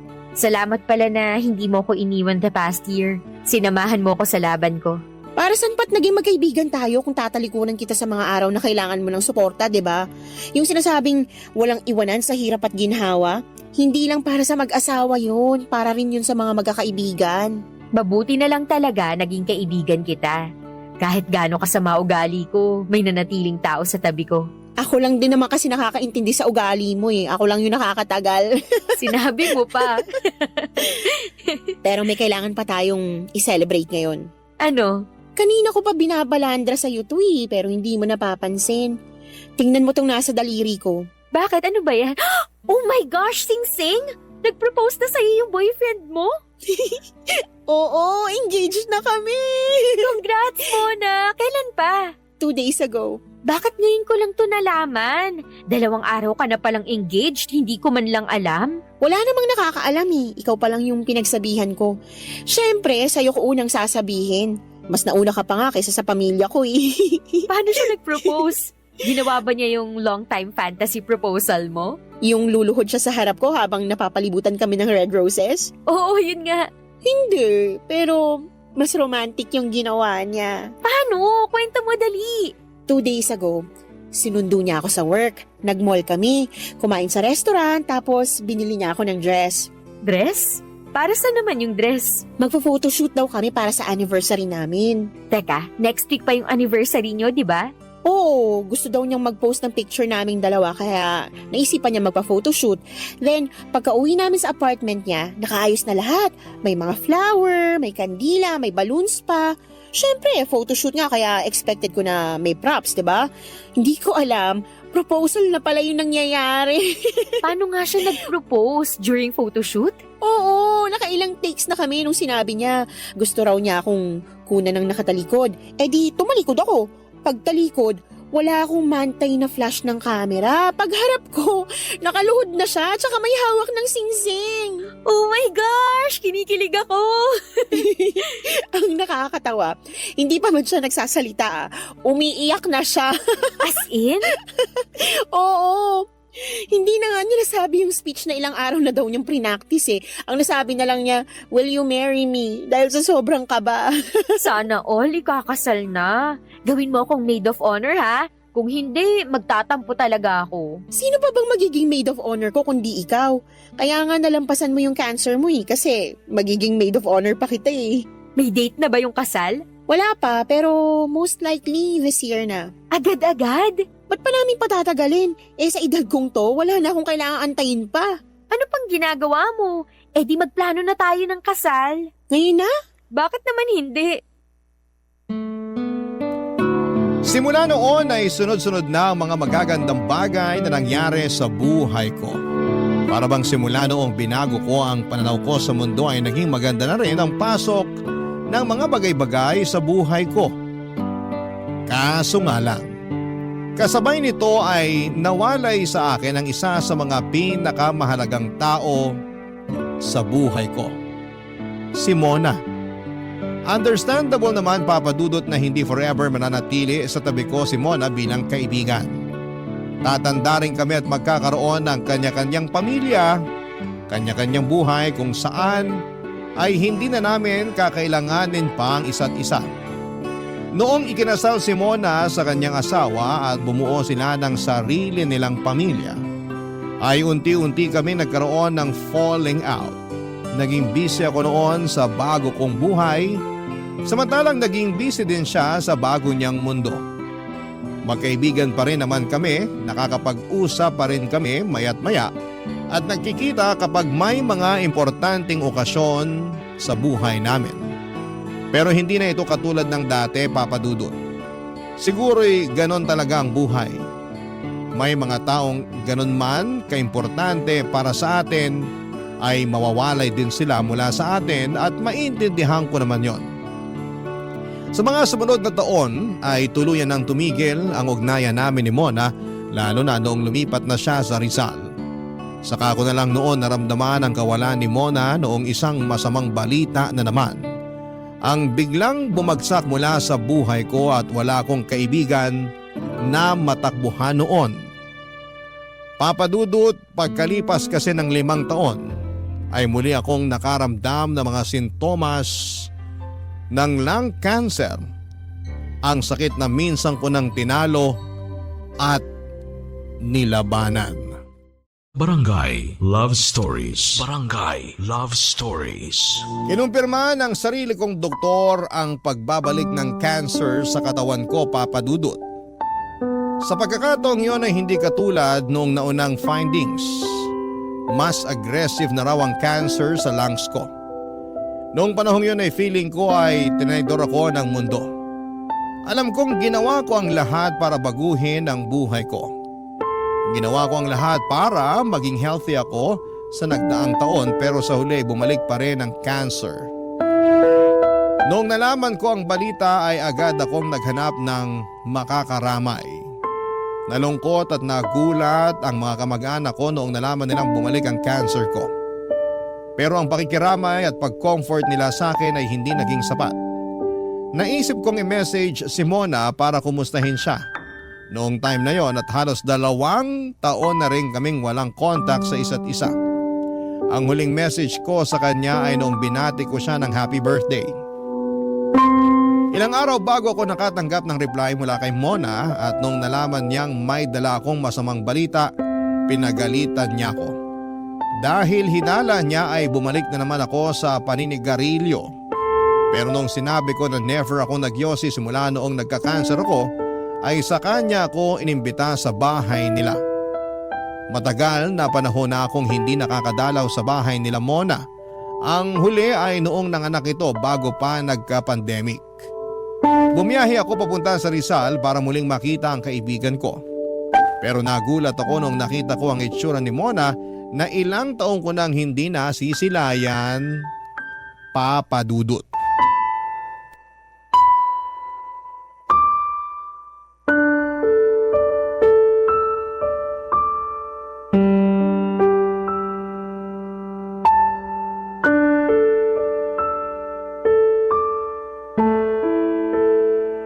Mona, anong nangyari sa'yo? Paano ka nagkaganito? Nagpaikot yung ruleta ng kamalasan, sa akin tumama. Alam mo kung anong napanalunan ko? Cancer. Cervical cancer. Kailan pa to? 8 months ago. Ha? Ganun na katagal? Bakit hindi ka man lang nagsabi sa akin? Ang tagal na nating hindi nakakapag-usap. Paano ko sasabihin sa'yo? Ang ganda na ng buhay mo eh. Alam nga namang bigla-bigla na lang akong tatawag sa'yo. Hi Shine, kumusta ka na? Heto ako, may cancer na. Ang pangit naman na lalapit ako sa'yo kung kailan may malaki akong pinagdadaanan. Mas maganda na yun kaysa madatnan kita ng ganito. Buong akala ko, masaya na ang buhay mo. Nasa tahimik na kayo ng asawa mo. Tapos ganito makikita ko? Naghihirap ka nang wala ako? Ayoko maging pabigat sa buhay mo. Hindi ka magiging pabigat. Magkaibigan nga tayo, di ba?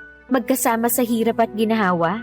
Marami nang nagbago. Tumanda na tayo. Nagkaroon na tayo ng kanya-kanyang buhay. Hindi na tayo tulad ng dati. Ang payat mo na. Mas matanda ka ng tingnan kaysa sa lola ko. Ganun na ba kalala? Oo, kumain ka naman. Malapit nang lumabas yung mga buto sa katawan mo. Ang nipis na ng balat mo. Wala na. Sobrang nag-deteriorate na tong katawan ko eh. Lumaban ka. Cancer lang yan. Yung akin nga, nalabanan ko eh. Wala na to. Late stage na yung sakit ko eh. Tinaningan na nga ako ng doktor. Hindi totoo yung taning-taning na yan. Magtiwala ka sa Diyos. Milagro na lang ang magpapagaling sa akin. Na hindi imposibleng mangyari. Give up na ako. Nag-give up na rin tong katawan ko eh. Hindi mo man lang ba ako aantaying ikasal? Magiging maid of honor pa kita. Eh di maghanap ka na ng mapapangasawa mo ngayon habang buhay pa ako. Sira ulo ka. Bakit ako mag-a-adjust para sa'yo? Ikaw ang maghintay. Pahabain mo yung buhay mo para makita mo kung ikasal. Which is mukhang malabo na rin palang mangyari. Bakit? Wala ka na bang planong mag-asawa? Sayang yung jeans mo. May plano ako pero ang mundo mukhang wala ng plano para sa akin. Ano ibig mong sabihin? Nagpunta ako dito kasi kailangan ko ng kaibigan. Namiss kita eh. Teka, pamilyar tong eksenang to ah. Di ba nangyari na to dati? Yung bigla mo kong kinita kasi namimiss mo ko? Oo, nung nalaman kong may cancer ako. First time kong binanggit sa'yo na miss na kita. So bakit sinasabi mo ulit sa akin to? Bakit bigla-biglang na-miss mo na naman ako kahit hindi ka naman nagsasabi ng ganyan? Kasi nagbalik yung cancer mo na. Kaya ako nagpunta rito kasi kailangan ko ng kaibigang masasabihan. Anong nakakatawa? May cancer ka rin? Nabunot ka rin ng ruleta ng kamalasan? So pareho pala tayong minalas. Mukhang magkaibigan nga talaga tayo. Kung anong meron ka, dapat meron din ako. Gaya-gaya ka talaga eh. Hoy, ako yung nauna kaysa sayo, no? Nung sinabi kong walang iwanan sa hirap at ginhawa, hindi ko naman sinabing sundan mo ko agad kapag namatay ako. Gaga ka. Lalabanan ko tong sakit ko, kaya dapat ikaw, lumaban ka rin. Ang saklap ng sinapit natin, no? Never kong na-imagine na sa ganitong paraan din pala matatapos ang lahat. Matagal pa ang katapusan natin. Masamang damo tayo pareho, di ba? Dinamay mo pa ako. Ikaw lang yung masamang damo, no? Eh di ako na.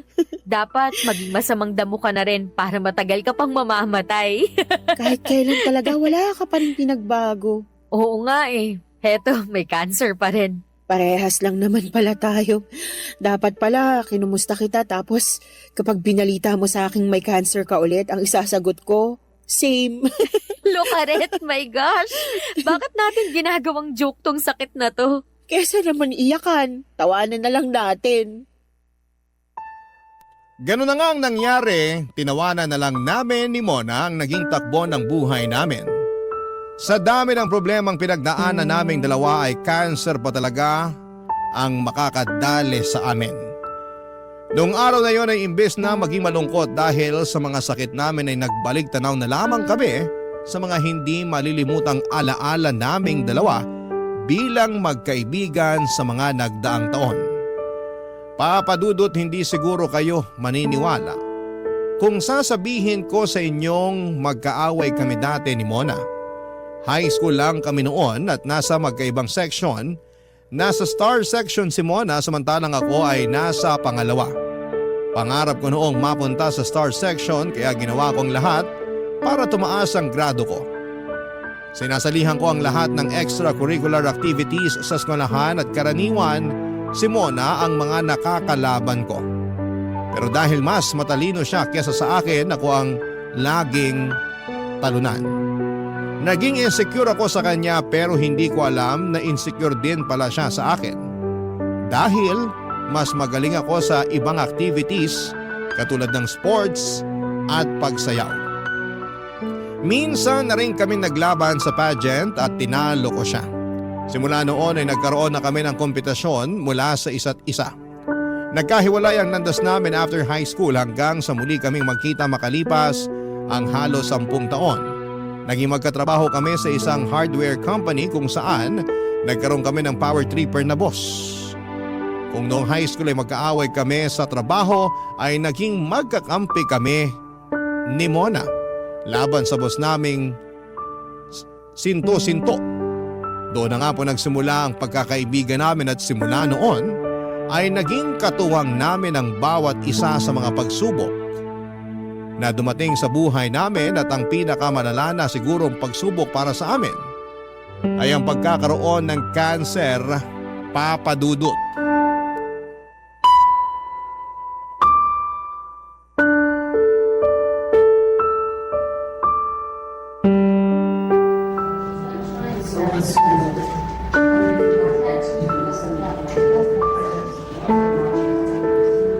Mona, tulog ka na? Hindi pa. Pinapahinga ko lang tong mata ko.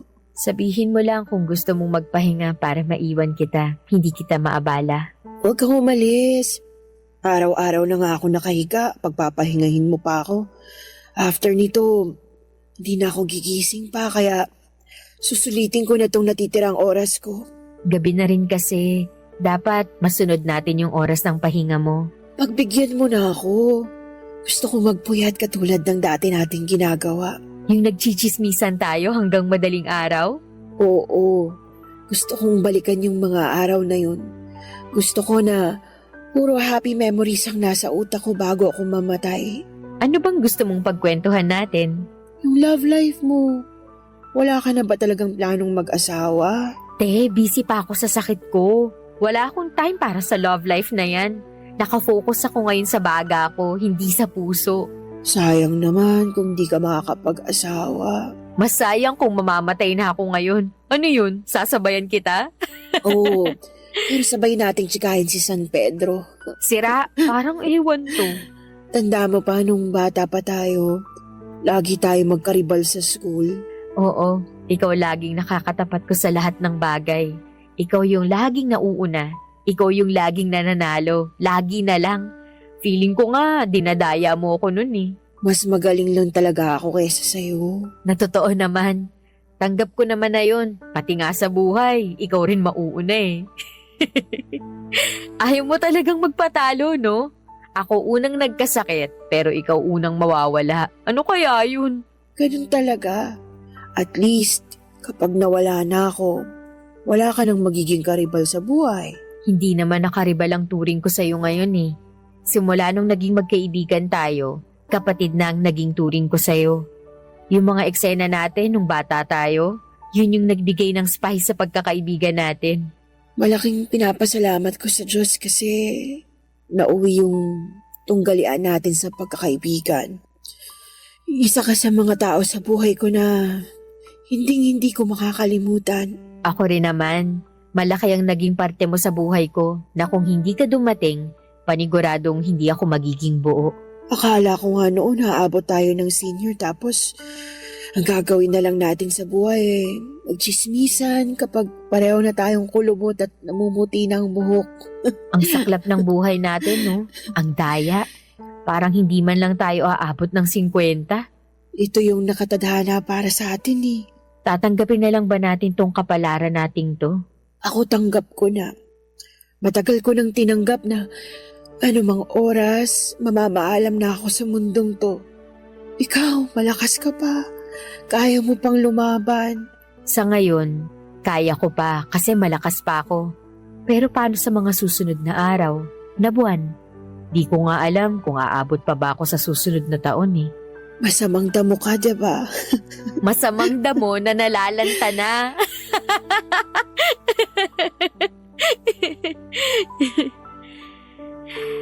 Mamimiss kita, Mona. Ako rin. Mamimiss ko yung mga araw na sobrang active pa tayo na para bang napakaliwanag ng future nating dalawa. Hindi man ako pinalad ngayon. Sisiguraduhin kong sa susunod na buhay ko, aabot ako ng 90. 90 lang? Isagad mo na hanggang 100 para may incentive ka. Oo, ano? Ito na ba yung moment para magpaalam na tayo sa isa't isa? Huwag muna. Marami pa tayong pagkukwentuhan sa mga susunod na araw.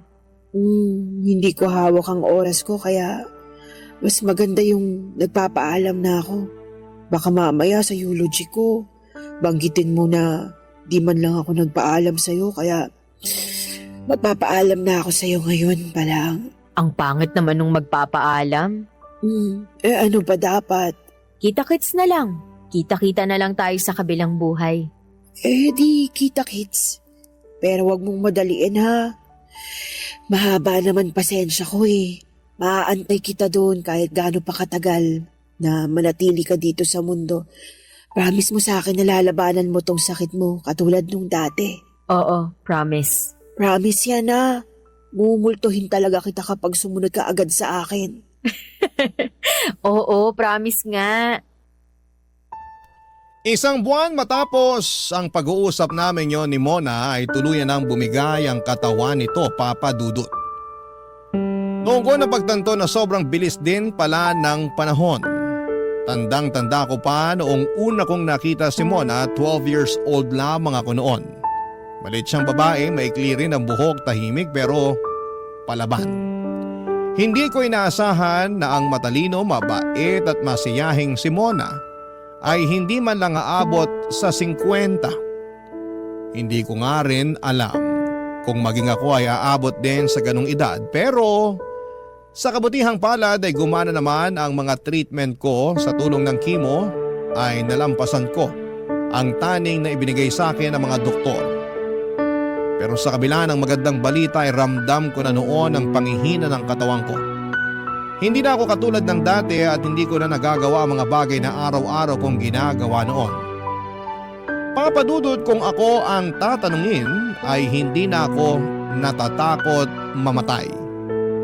Ilang taong ko na rin pinaghandaan ang pagdating ng araw na yon, kaya kung sakali mang dumating ang araw kung kailan kailangan ko nang ibigay, ang huli kong hininga ay ibibigay ko ito ng kusa.